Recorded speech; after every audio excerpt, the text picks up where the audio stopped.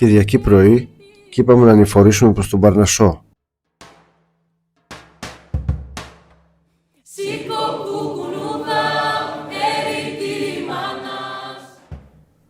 Ο Παρνασσός δεν είναι απλώς ένα βουνό, είναι ένας ζωντανός μύθος.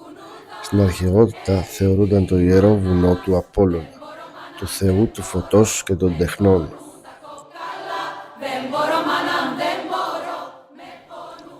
Εδώ στις απόκρημνες πλαγιές του, οι αρχαίοι πίστευαν ότι κατοικούσαν οι 9 μούσες, εμπλέοντας ποιητές και μουσικούς για αιώνες.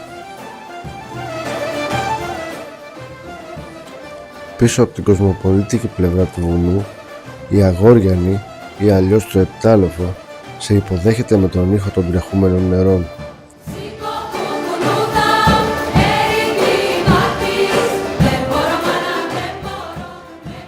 Το πέτρινο μονοπάτι το οποίο ακολουθεί το τρεχούμενο νερό σε οδηγεί στον εντυπωσιακό καταράκτη της Αγόριανης. Εδώ το νερό πέφτει με ορμή και δημιουργεί ένα μαγικό τοπίο.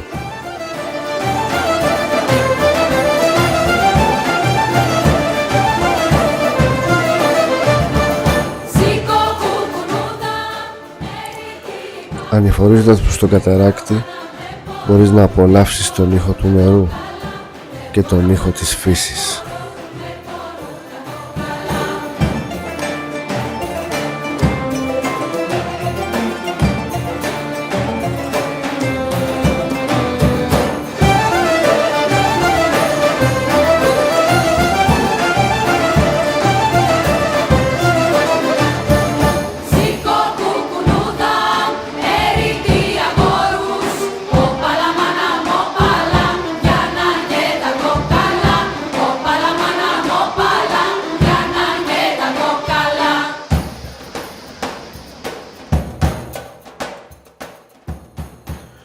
Χτισμένη στις βόρειες πλαγιές του Παρνασσού, σε υψόμετρο 850 μέτρων, η Αγόριανη είναι το χωριό στο οποίο η φύση έχει τον πρώτο και τον τελευταίο λόγο.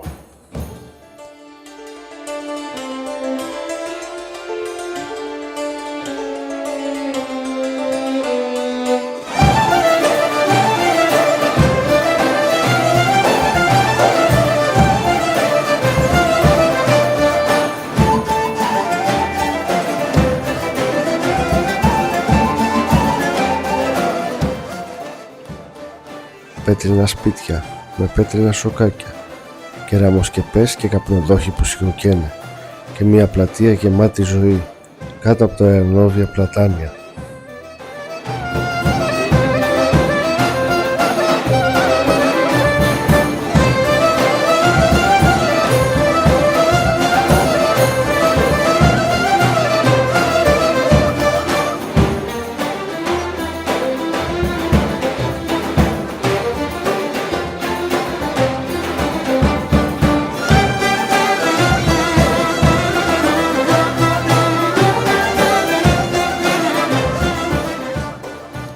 Η Αγόριανη δεν προσποιείται.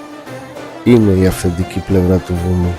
Εδώ η φιλοξενία έχει τη γεύση του παραδοσιακού μελιού και τη μυρωδιά του βρεγμένου χώματος.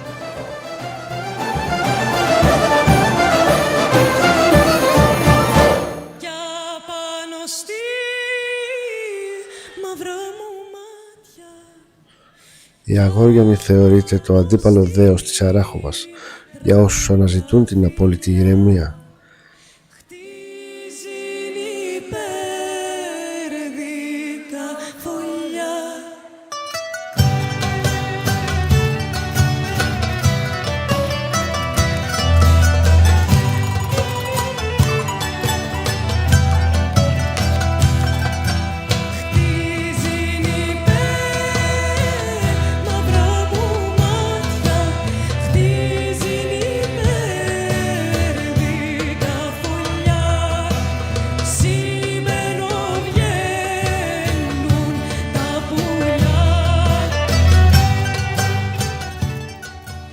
Πάνω από το χωριό, το πυκνό ελατόδασος ξεκινά την αφήγησή του. Μονοπάτια το φθινόπωρο και λευκό πέπλο το χειμώνα προσκαλούν τον επισκέπτη να ανακαλύψει την άγρια ομορφιά.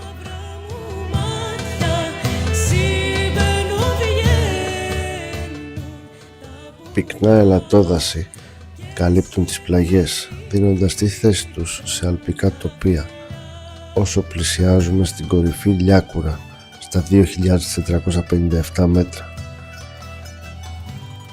Το όνομά της, που σημαίνει ηλίου χώρα, δεν είναι τυχαίο, καθώς είναι το πρώτο σημείο που αγγίζουν οι ακτίνες του ηλίου κάθε αυγή.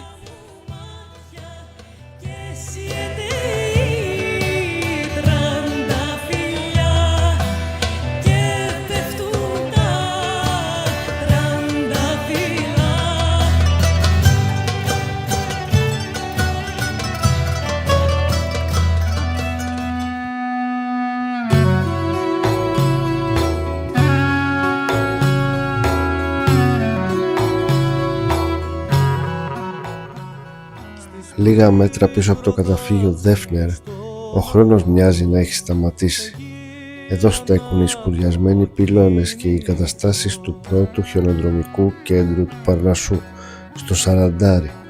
Ήταν η δεκαετία του 60 και του 70, όταν η αθηναϊκή ελίτ και οι πρώτοι λάτρεις του σκι έδιναν εδώ τα ραντεβού τους, πολύ πριν το βουνό αποκτήσει τη σημερινή του κοσμοπολίτικη μορφή.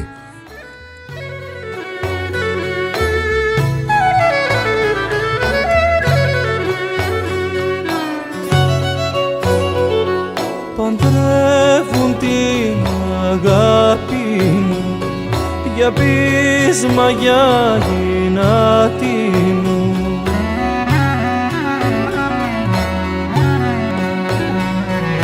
Και της δίνουν τον εχθρό μου για το πείσμα το δικό μου.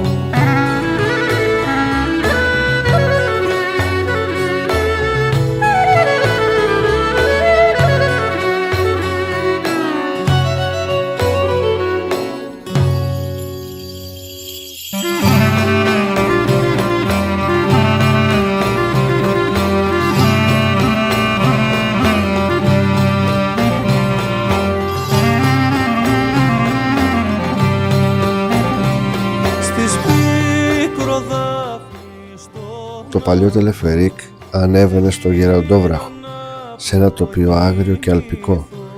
Παρά την εγκατάλειψη, η θέα από αυτό το σημείο παρεμένει αξεπέραστη.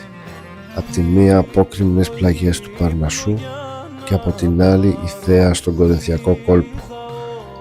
Είναι ένα μνημείο της σύγχρονης ιστορίας του βουνού, παραδομένο πλέον στη φθορά της φύσης.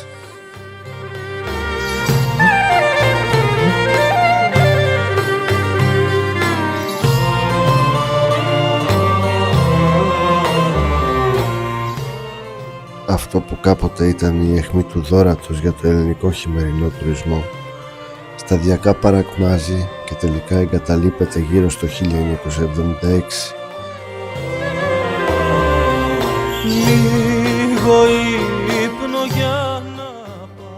Σήμερα οι παρατημένες εγκαταστάσεις και οι άδειες καρέκλες που οδηγούν προς το βουνό διηγούνται μια παλιά ιστορία, προσφωνώντας ένα απόκοσμο σκηνικό.